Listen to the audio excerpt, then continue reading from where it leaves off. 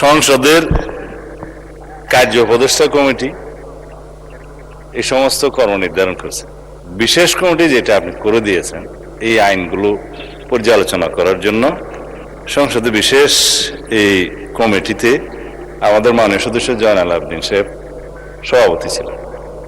বিরোধী দলের পক্ষ থেকে বেশ কয়েকজন সদস্য ছিলেন, আইনমন্ত্রী সহ সবাই এটা আলোচনা পর্যালোচনা করে যে সকল অধ্যাদেশগুলো সর্বসম্মতিক্রমে অ্যাজ ইট ইজ পাশ করার জন্য ডিসাইডেড হয়েছে, তার মধ্যে এই বিলটাও ছিল, অর্থ বিল সহ অন্যান্য।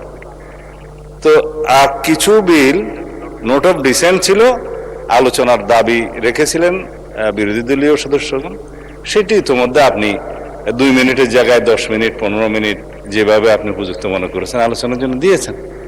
তো এখন যদি এরপর যে বিল পাশ হয়ে যাওয়ার পরে যদি বলে আমি কিছু বুঝিলাম না, এটা আমি স্বীকার করব।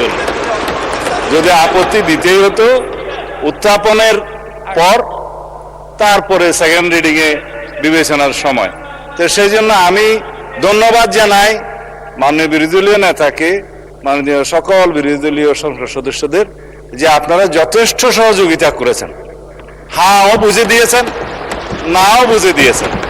এই অপরিসীম সহযোগিতার জন্য সরকারি দলের পক্ষ থেকে আপনাদেরকে ধন্যবাদ জানাচ্ছি।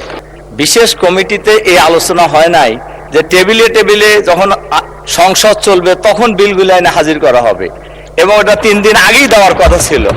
নাম্বার 1। নাম্বার 2 হলো বিশেষ কমিটিতে এটাও আলোচনা হয়েছে যে সকল বিলই 133টি সংসদে উঠবে আর কি। এরপরে এটাও বলা হয়েছে যে আমাদের যে ব্যাপারে কি বলে যেগুলো আপত্তি আমরা জানিয়েছি ওটা ছাড়াও এই বিলগুলির ব্যাপারে সংসদে কথা বলার সুযোগ আছে। সুতরাং আমাদের কথা বলা এটা আমাদের অধিকার, এর সুযোগ থাকা উচিত ছিল আর কি।